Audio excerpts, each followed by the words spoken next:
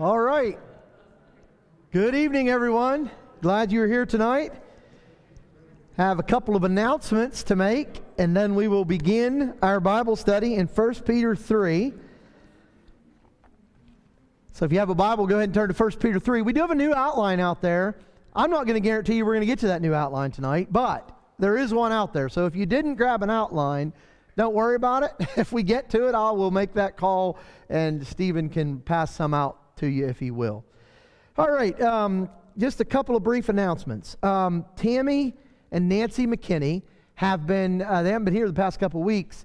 They are sick, and they've got the virus, if you will, and so probably won't be here this Sunday either, they said. So keep them in our thoughts and our prayers as well. There's a lot going around, influenza A and C and D and Q, I think, is the big ones right now. And if you look those up, you won't find anything. I just added those letters to it because I thought it was kind of cool, you know. That's what the doctors do, I think, don't they? But anyway, we have a lot of influenza going around, a lot of different things going around. We want to keep Sherry Swineford in our prayers. Her fever did break, and but she's still, you know, going through the whole process of her body dealing with that.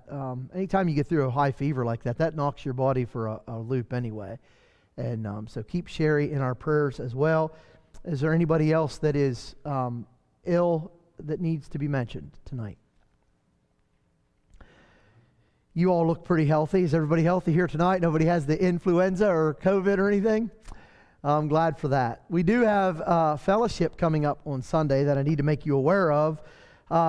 Okay, so from the fellowship committee, the following I announce.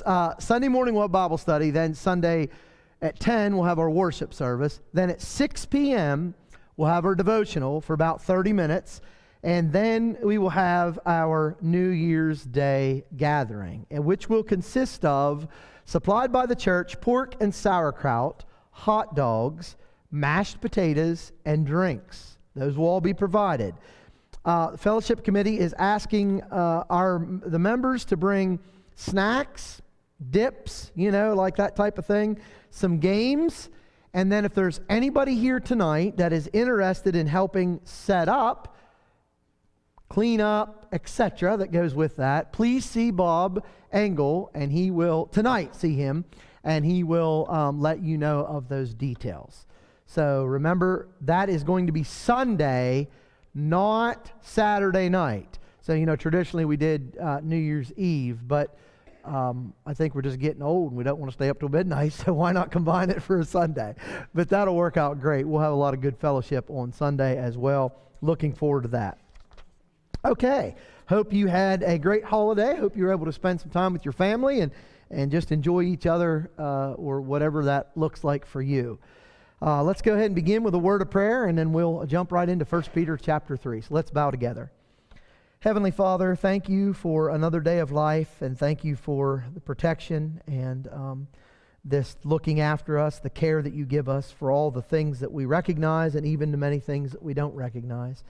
Father, it's so easy to get caught up in life that we forget about your goodness and your mercy. We just sometimes get too busy to stop and take time to meditate on it. Help us to do better at that. Help us to meditate on your love and your forgiveness and your greatness. Help us to just truly realize that we are so blessed to live in the country in which we live, to have the freedoms that we have, and to be Christians. It's the greatest blessing we could have. Thank you for Jesus dying on the cross to make that all possible. We just ask you to help us to recognize and to respect and to really be thankful for those things you give us. Thank you so much tonight for the Bible that enlightens us and guides us, Father. Thank you for the opportunity to assemble tonight in a place of warmth, with lighting, not being afraid of those outside that would harm us. We just have a lot of great blessings here tonight. Help us to enjoy them and to just really give you honor and glory for them. Father, we pray that you'll bless our travels as we go home tonight after our study. Keep us all safe as we are on the roads. We know that the roads can be a very dangerous place, and help us to just navigate well, keep us and protect us as we go. Father, help us to prepare for your return. We're looking forward to that day when heaven will be split wide open and this earth will be consumed and we will be caught up in the air to meet you. Help us to be prepared for that. Bless our study tonight that we can be better prepared to meet you. In Jesus we pray. Amen. All right, we are at 1 Peter chapter 3, and I guess we are at verse 9. So I get so far ahead on these studies. I'll be honest with you, sometimes I write it down on this outline, but I didn't have this outline with me today. So I was studying at home, putting this material together at home, and that throws me completely off sync. So I was like, I didn't know where we were. But we were on 1 Peter chapter 3 and verse 9. Please understand, when a teacher says he didn't know where we were, that means I didn't know where we left off. I have studied, and I'm prepared, and I'm ahead of the game, but I just couldn't remember what we had gone over last time. So by way of request, special request, somebody asked me to cover a couple of these points again. They had missed them. So here they are. We are at number 2, a right answer. Right answer, verse 9. Not rendering evil for evil or railing for railing, but contrariwise blessing, knowing that you're thereunto called that you should inherit a blessing. And so that right answer we talked about, and we kind of broke it down. It involves our reaction, not railing for railing, but contrary blessing. And we looked at Matthew chapter 5 and the fact that, no, we didn't look at those. Let's look at those tonight. Let's just begin right there, in fact. So, right answer underneath, yes, ma'am. Okay, E and F, would that be under what, hon? Say it a little bit more loudly. Oh, gotcha. Okay, let's start right there then, okay? So, back up with me for a minute. I don't want to confuse you. Number 4, Roman numeral number 4 is submit in the church. That's the section under which we are. The first one is have the right attitude. Right attitude, verse 8. Under that, in order to have the right attitude, we are to be harmonious. We talked about that, one mind. To be sympathetic. Old King James says compassion. D, be loving. E, be compassionate. Old King James says pitiful. Remember, we talked about the heart compared to the bowels. The bowels of ancient people were like the heart that we talk about today. I love you with my whole heart. They would essentially say, I love you with my whole bowels. Yes, Joshua.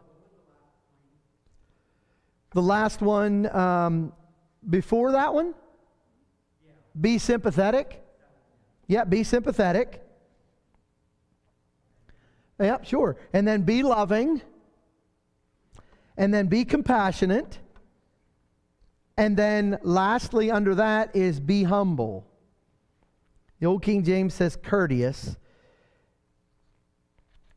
And we made the point that without humility, none of those things above are attainable. And so we have to have humility, and he kind of sums that section up.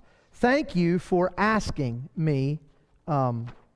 Just so happens to be Brielle and Joshua in that. But I never want you to fear asking if you don't know a point, because that's why I give you the outlines.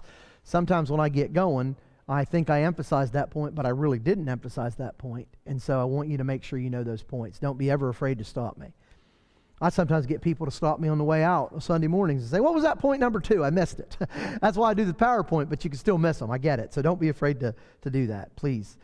All right, so then number 2, how do we submit in the church? We have to learn to have the right answer. And that was verse 9.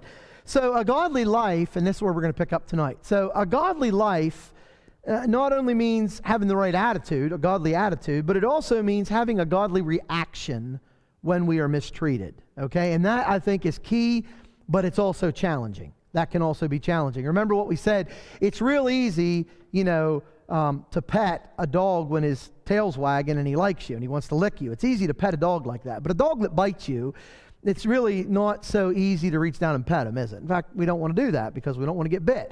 Same way with people. When we get bit, we don't want to really reach out with love. We don't want to reach out with compassion. It's hard for us to look past that. And so that's the challenge. But Peter says there's people that are, abusing you. There's people that are persecuting you, but you got to have the right answer. How do we do that, Peter? Well, number 1, under that, he says, talk about your reaction. Let's watch our reaction. Okay, so let's go back to verse 9 again. Our reaction, so what do? Well, not rendering evil for evil or railing for railing, but contrariwise blessing. And so the idea here is, how do we react to things? Listen, folks, like I said, I'm teaching through this section. This is Peter's inspired penmanship. This is what we need to do. This is the right way to do it. This is how we apply Christianity to our everyday lives. But saying that, don't feel bad sitting there thinking this is a challenge for me. Because I think if any of us are honest, it is challenging to not want to, have vengeance. It's challenging for us. And I'm just not talking about somebody that cuts you off. They pull out a Burger King and they cut you off. I'm talking about things that happen to us that are much more demanding, much more hurtful than that. Things that happen in our families. Somebody does something to our family, or one of our family members does something to us. It's hard not to want to retaliate. Peter says, be careful. Be careful of your attitude here and reaction that you have. So not railing for railing, but contrariwise blessing. And so the idea of this reaching out to lash out to people, Peter said, don't do that. All right? There's a lot of reasons behind that. The first one not to do it is because God said it. But there's value for us, and there's value to the other person when we don't react that way. In other words, when we don't rail for railing, when we don't threaten for threatenings, but when we give blessing in place of that. Let's look at a couple of these ways that are going to bless us. Let's look at Matthew 5, first of all. Matthew chapter 5, and here we're going to see, the master at this. And let me tell you, there was never a master teacher like Jesus, but there was never a one with master actions like Jesus either. So Jesus not only preached this stuff, but he lived this stuff. And that is one of the greatest things about Jesus, surely. Matthew 5, verse 38 beginning, Jesus says this, "You've heard that it hath been said, an eye for an eye and a tooth for a tooth. But I say unto you, that you resist not evil.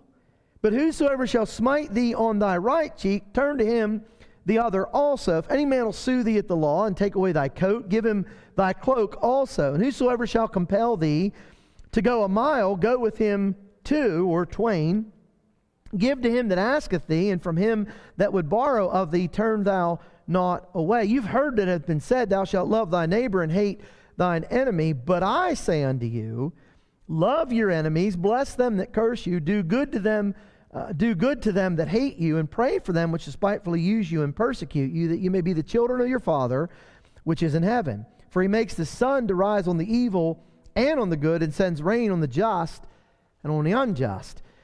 Now, these are powerful words, but our reaction as Christians, the first thing we need to be concerned about, number one, is obeying God's law, what God has said. God said, don't do this.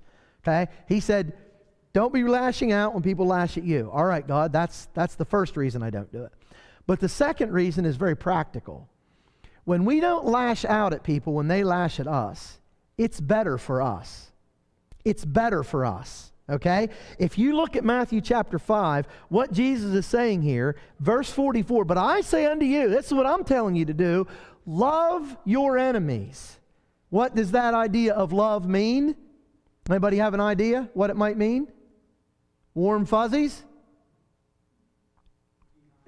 No. What's that? Be kind. It actually, Joshua, pardon me? Yeah, there's definitely compassion there. A big part of it is to want the best for them still. I still want the best for them. In other words, I don't want them to get hurt. I really want them to have the best in their life. And that's this idea of love. You know it probably, by agape love.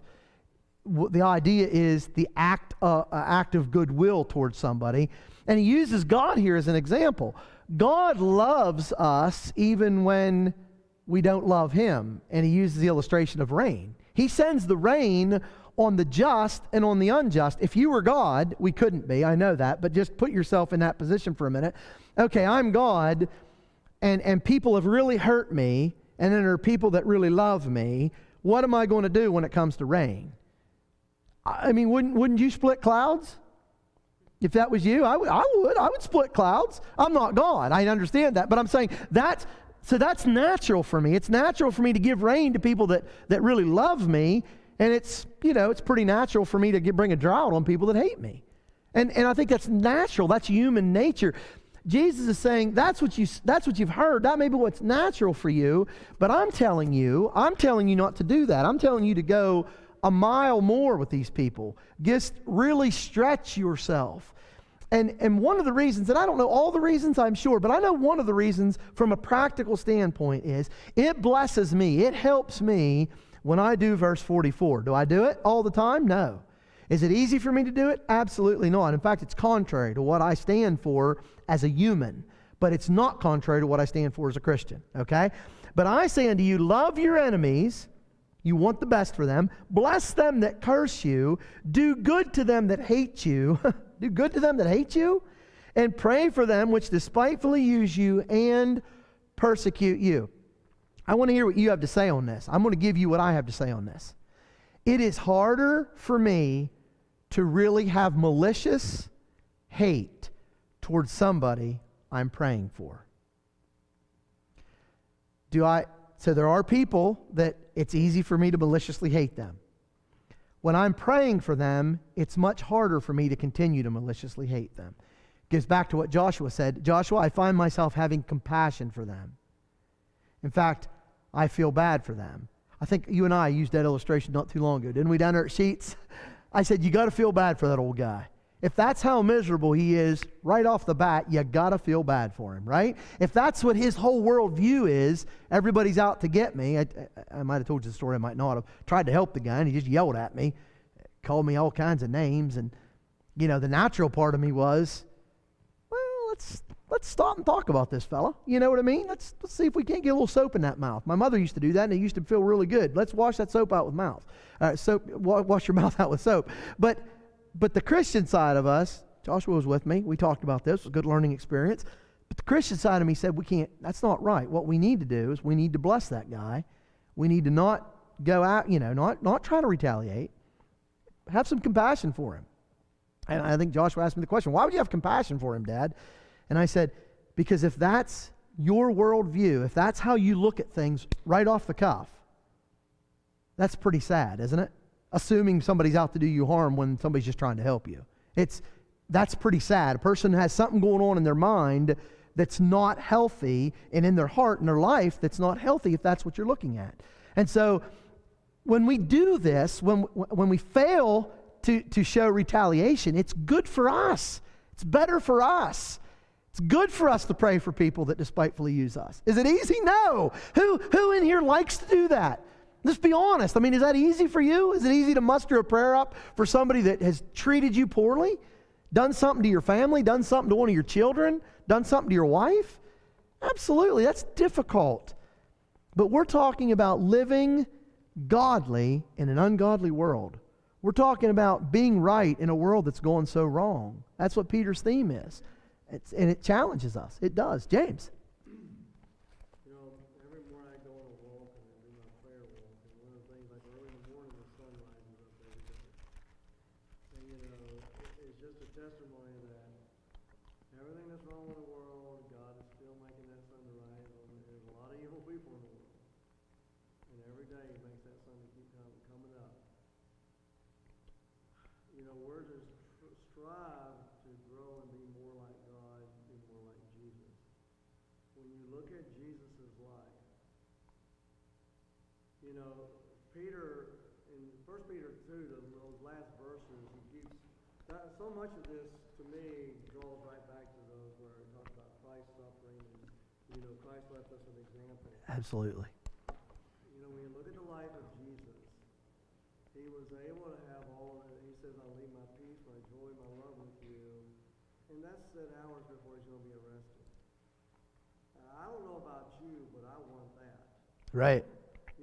I buy into that. That's what I want to have. When I leave this life, when I'm facing my deathbed, whatever it is I'm going to face, I want to have what Jesus had. Yep. I'm only going to have that if I learn. I can't. Jesus didn't walk around with a chip on His shoulder holding grudges against everybody that ever said anything to Him. And we can't either. No. We'll never have the love and joy and peace in no way. That's true. Completely contrary. So, and you know, by following what the Lord says here, it also puts us in a position where we are de-escalating. Whatever the conflict is, as far as what's on us, you know, as much as possible, we're peaceable with all men. That's what we're doing. We're de-escalating it on our part. You know. Yep. And so, yeah, it's just, you know, following those principles. They're not always easy, but it's definitely the right way to go. I agree 100%, James. That was well said. One thing I love personally about 1 Peter, I love this about the book of James too. They're so practical in their nature. The Bible's practical, but these books, these epistles, especially the general epistles, are so practical of things that we deal with every single day. This is life here. This is life. Railing for railing, that's life. I mean, that's what we want to do. And I'm telling you, if you're sitting here tonight, and there may be some like this, there are, I'm sure. If there's some sitting here and you know, you've been abused as a child, to let some of that go, I'm talking after things, you know, I'm not saying there's not a legal place for that kind of stuff. You know, even later in life, sometimes, you know, you do need to take those, you know, the law, use the law to your advantage in those areas. But even saying that, at some point, you've got to get to let it go. Because if not, that abuser will be in your life all your life. You have moved them in to your bedroom now, and they live with you every day. Isn't that true? You know, can you think of things that happened to you 20 years ago? Probably can, can't we? And you know what? They still have a tendency to haunt us, don't they? And if we don't get rid of them, sometimes we just got to get rid of them. In fact, Stephen and I had a good conversation. I hope Stephen don't mind me using this, but I'm going to. We were talking about dreams the other day, and not like dreams and aspirations, but dreams when you go to bed. And here's something that's cool. He and I was talking about this, and we had done, I don't know if he introduced me to the research or if I introduced him to the research. I think he introduced me to the research, to be honest with you. But there's a guy that's kind of big on dreams and stuff, and he's talked about dreams. And you know, some of the things you can change before you go to bed of your dreams. And I don't know how scientific this is. I don't know if it's all scientific, but we've been kind of he and I have been putting it a little bit to the test. And it's kind of true. Because dreams are what we really think of in our subconscious, and they're what's active in our minds. Not always active, sometimes passive, but a lot of times active. And so we were talking about things and how sometimes bad things come to the forefront in your dreams. It's like, where'd that come from? Well, that's on my chest. That's on my heart. And so if I change my thinking, I change my whole approach to this. If I'm praying for these situations, if I'm not trying to get justice and I'm not vengeful, sometimes that changes my whole approach. It'll change my dreams, changes my whole outlook on things. Because let's face it, folks, there's not somebody here tonight, there's no one of us, not one of us here, that haven't been at some point mistreated by somebody else. Somebody said something unkind to you. Somebody hurt you. More than one person probably. You've had coworkers that, you know, whatever, family members, whatever. You may have had a former spouse that did things to you. So we're all victims, if you want to say that. But at some point, we can't live that victim mentality. We have to say, I'm going to take control of this, and I'm going to do what Peter said. I'm going to do what the Lord said. I'm going to pray for these people, and I'm going to leave it in His hands. Look at Romans chapter 12. One of my favorite chapters in the whole Bible, Romans chapter 12. Verse 14, Paul essentially quotes Peter, essentially quotes Jesus, and he says this, bless them which persecute you, bless and curse not. What's that? Not railing for railing, but contrariwise blessing. He said, don't do this against them, you know, but bless and curse not. Rejoice with them that do rejoice, weep with them that do weep. Be of the same mind one toward another, mind not high things, but condescend to men of low estate. Be not wise in your own conceits. And then he says, recompense to no man evil for evil. Provide things honest in the sight of all men. If it be possible, as much as lieth within you, live peaceably with all men. Now watch this. Dearly beloved, avenge not yourselves, but rather give place unto wrath. For it is written, vengeance is mine, I will repay, says the Lord. Therefore, if thine enemy hunger, feed him. If he thirst, give him drink. For in so doing, you'll heap coals of fire on his head. Be not overcome of evil, but overcome evil with good. You tell me that those things don't tie together for a peace, joy, Christian-filled life. If we're trying to get back at people all the time, if we're trying to seek justice for everything that's ever happened to us, we will never have joy. We will never have peace. We will never have the love of Christ. And so at some point, those things have to be released. We're going to do better for them. We're going to be more spiritual for them. Get them out of my life. Whatever they are, leave them in the hands of God. So I will say this before we move on. There are things that have happened to you in this life that will not be right, that will not be made right in this life. They won't be. So the idea of everything's going to be made right, forget it. In this life, forget it. One day, it will be made right. It will be made right. And so you can count on God. He doesn't forget those things. Some things He does forget. This is something He won't forget. He says, vengeance is mine, I will repay. You let it in my hands where it belongs. And I'll tell you, brethren, I think we really have a lot better life when we do that. I'm not saying that's easy. I'm saying that's a better life. That's a joy-filled life. That's a peace-filled life. All right. So that's our reaction. Then, let's go back to Peter, 1 Peter. And he talks about our reason. Why would we do this? Why is the main reason we do it? Well, he gives it to us. Knowing that ye are thereunto called, knowing that you are thereunto called. This is what you've been called for. You are a special people, a royal priesthood. You're different than the world around you. Now put it in its context. These people are persecuting Christians. They are really making it hard for people to live the Christian life. And they want to lash back out. Peter said, wait a second. You're called out of that life. That's why you were called to this life. So you could exhibit the kind of love and peace and joy and praying for your enemies and being a step above that. You're not better than that because you're a better person, but you were called to a higher calling than that. Listen, it doesn't take anything to behave like the world. It really doesn't. It's real easy to behave like the world. It takes someone special to hold their tongue. It takes someone special to be a real Christian man or woman. I'm talking about a man that can hold his temper, a man that can hold his tongue, a woman that can hold her, when she wants to reach out and scratch somebody with her claws, she pulls those claws in and doesn't do it. It takes a real special Christian to do that. It takes a person who is living close to the cross. And that is our reason. Why? Because we've been called. We're called differently. We're different people. And we should act like that. Now, can you imagine people that were persecuting me as a Christian, then I lash back at them? What would be their first response? Well, you're no different than I am. You're trying to live this life, but you're no different than I am.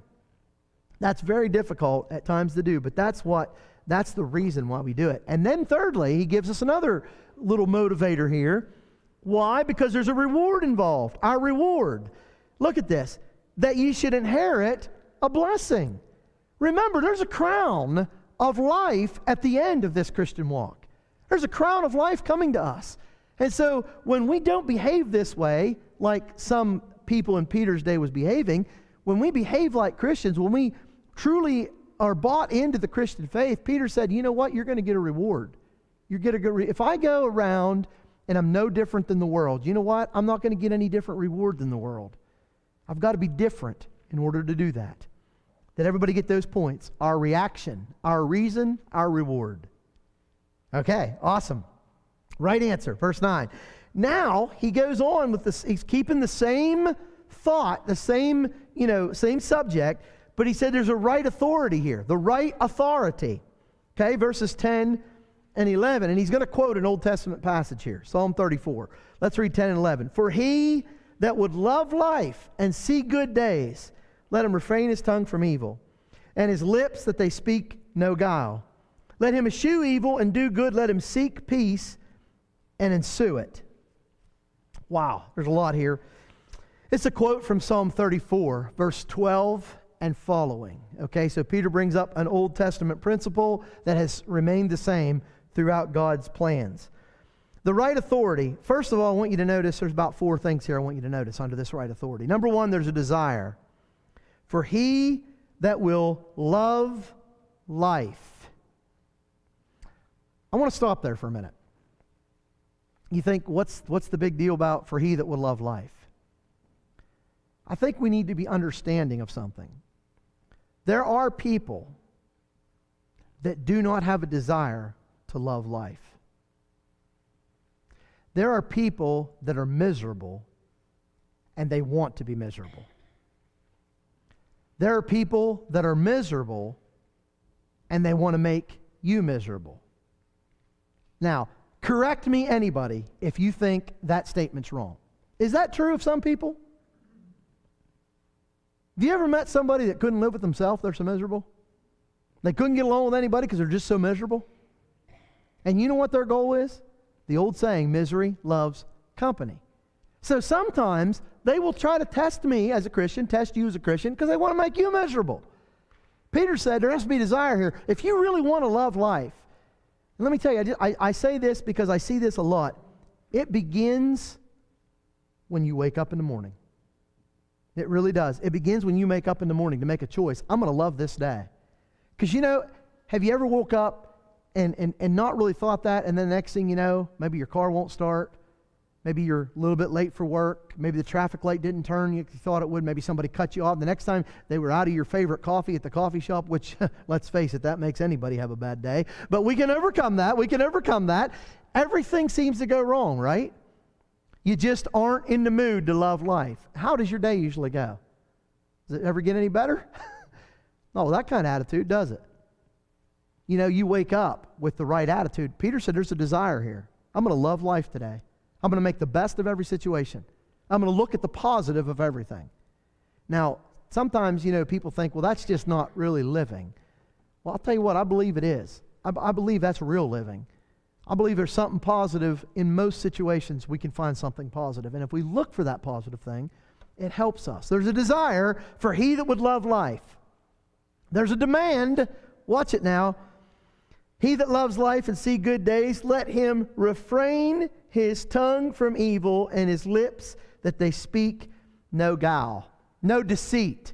So what's he talking about here? He's talking about the idea that we need to watch what we say. Now, let me ask you a question. Have you ever had somebody do something to you,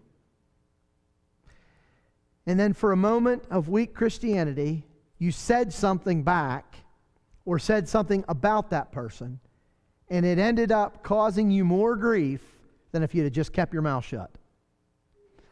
Yeah. We've all been there, haven't we? So he says, if you want to love life, that's the desire. You have to learn what? Look at it now. You have to learn that you keep your tongue from speaking evil. Well, you don't understand what this person did to me.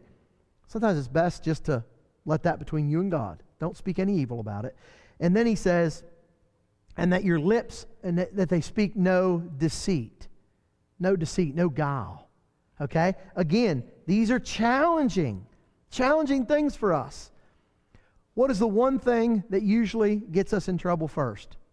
Begins in the mind, and then where does it go? The tongue. Let me ask our teenagers in here tonight. And that's, through 25, let's say. Let's go through 85. What's the thing that gets you in trouble the most? Your tongue, your mouth. I remember many, many times my mother, sitting in that front seat of that car, would turn around and say, keep your mouth shut. When I did, the punishment was always less. When I didn't, the punishment was always more. I had trouble sometimes keeping my mouth shut. I wanted to continue to run it. You know what it did? It got you nothing but trouble. There's a demand. Let your tongue speak no evil. Learn to shut up. I had a sermon I was working on. It didn't go anywhere. But I titled it, Shut Up. That's what I titled it, Shut Up. Never miss a good opportunity to shut up. That didn't go anywhere. I had some points, but it just didn't come to fruition. But I thought that's still a pretty good title. Never miss an opportunity to shut up. And that's life. It really is. It's life. There's a departure. He says here, let him eschew evil. Let him eschew evil. In other words, don't be looking to go into evil. Keep your foot away from it. Boy, this is so applicable to young people, isn't it? You get on the wrong track with the wrong friends. That's what happens. They pull you astray. Don't eschew evil. Don't go to the dark side. Don't go to evil people. Don't go to evil counsel. Stay away from it. Don't listen to it. And then he says there's a direction. Let him eschew evil and do good. Let him seek peace and ensue it.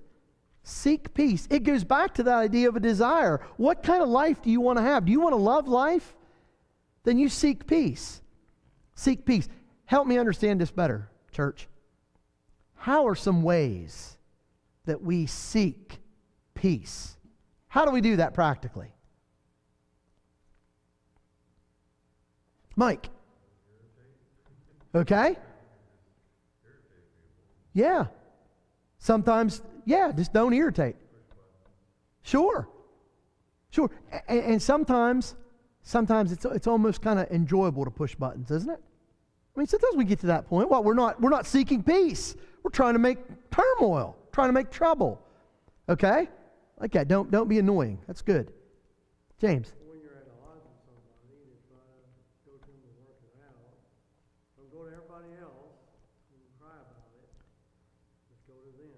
Stir the humility and honesty and try to, and with the right attitude and try to work that out. So you can move on beyond it. Don't sit there and harbor ill feelings. Yeah. That's a great point, because sometimes when we're at odds with one another, the longer we're at odds with one another, we get to thinking things that aren't true. I hesitate to share this with you, but I'm going to share it with you because it's so real. So the other day, I had somebody that was less friendly to me than they usually are. And so immediately I thought, I did something. What did I do? What did I do? So I contacted the person. They didn't answer. So I left the voicemail. A couple days passed. Do you know what I was thinking the whole time? They won't even take my calls. Oh, what did I do? I mean, I don't know what I'm thinking. I'm worried. I'm nervous. I'm like, what in the world could I have done? Like, oh boy. And then finally got a hold of this person. And here it had nothing to do with me. This person's going through a whole lot of things and a whole lot of things in their life, and didn't feel like talking the day I called them. I can relate to that. There are days I don't feel like talking. I got you. I'm with you. So it's isn't about no, Mylene's no. I just about ready to lose it all. Oh, I understand that. Well, let's talk. Let me encourage that. I felt better, and this person felt better. But to me, that's how peace gets disrupted. Sometimes we think things that aren't true.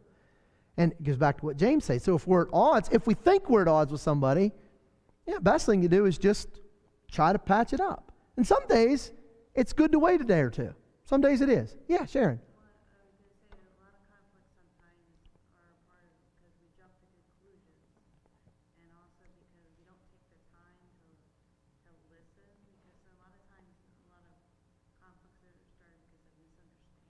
Oh, yeah.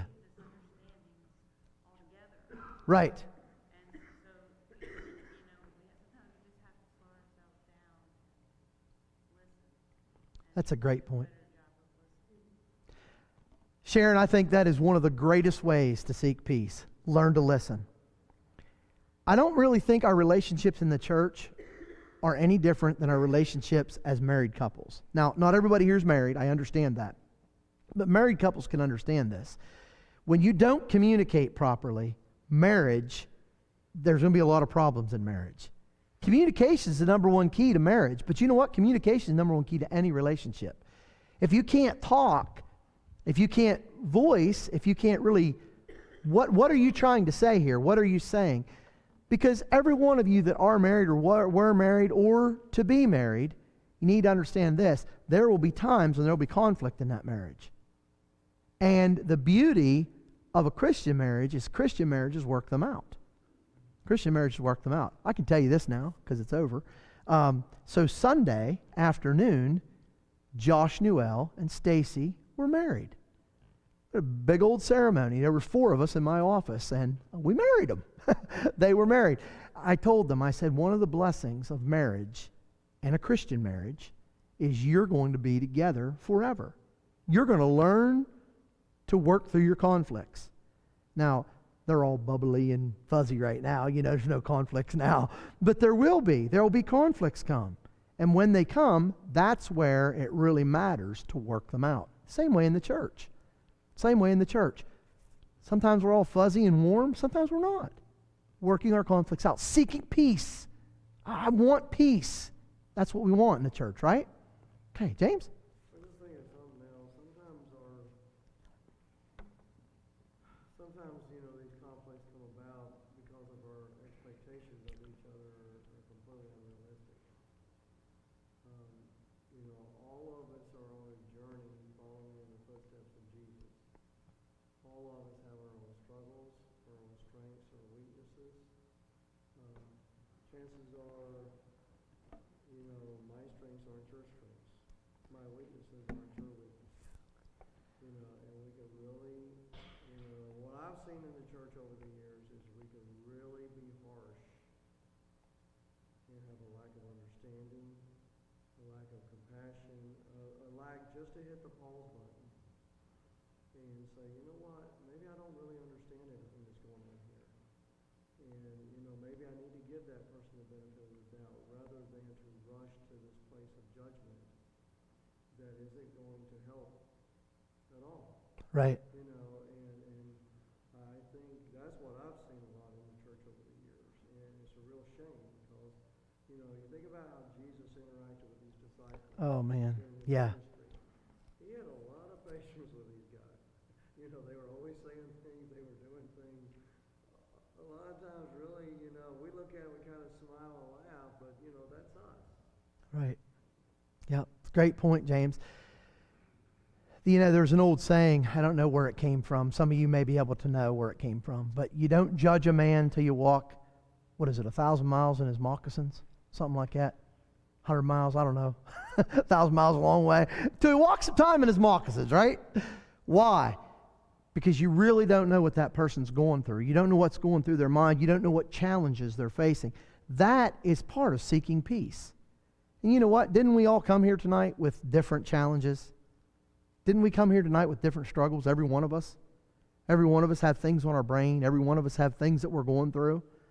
I hope you kind of got that feeling through 2 weeks ago's bulletin when the holidays hurt. I did that on purpose, but I did that for me. I hope you benefited from it, but I did it for me. Because you know what? I look through my lens for the holidays. I look through my lens. These are my glasses. This is what I see. But that's not what everybody sees.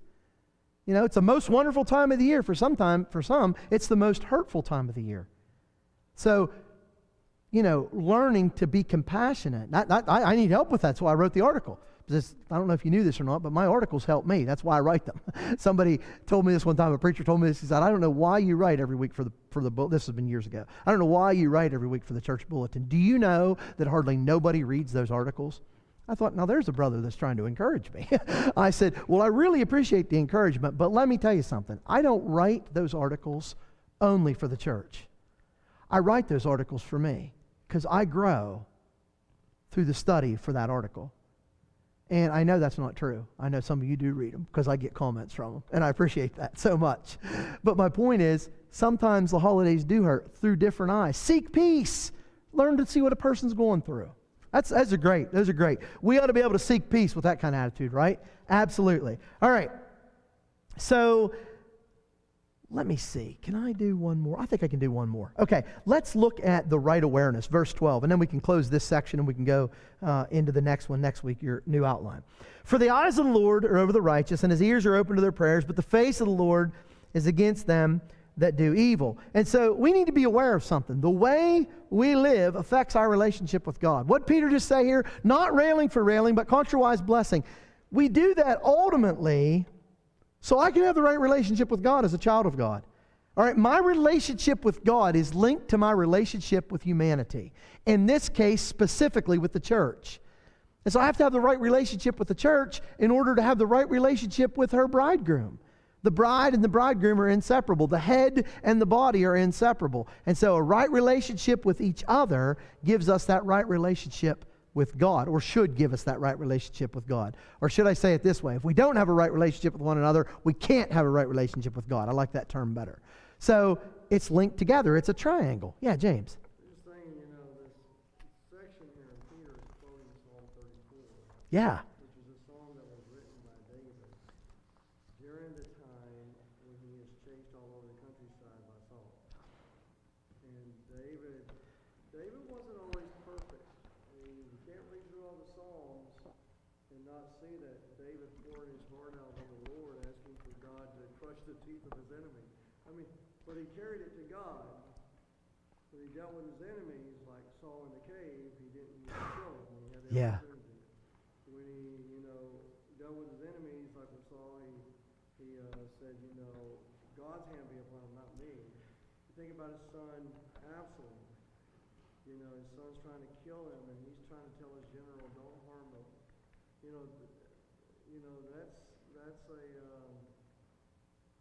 That's a man after God's own heart. He's trying to do the right thing there, and not easy, I'm sure. And doesn't mean David never struggled with it, but I think you obviously see a lot of growth in David's life. That's a great point, James. And here's one thing I will say in closing this section. We are on a journey. Christianity is a journey. It's a couple steps forward, sometimes a step back, but we're growing, we're maturing, and we're changing. And I think that's what Peter does. He challenges us to be the kind of people that we need to be in a world that is wrong. This world is so wrong, I get it. But we could still be right. We could still be right with God and have the right spirit and the right attitude. So I hope this has blessed you. Let's move into 1 Peter chapter 3 next time, the section 13 through 22. And we're going to talk about submission in the world. We're going to look at being submissive in the world. And it was tough in Peter's day because the world wasn't very friendly. And I'll be honest with you, it's tough in our day. The world's not very friendly. How do we behave? And we're going to see that there are some ways that we can behave in the right way that please God, glorify Him, and grow as Christians. Any last thoughts or comments? Yes, Brielle. We certainly do. I had heard we have a birthday of a young man who is 11. Is that correct? 11.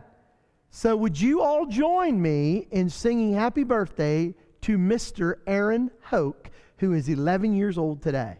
Happy birthday to you. Happy birthday to you. Happy birthday, dear Aaron.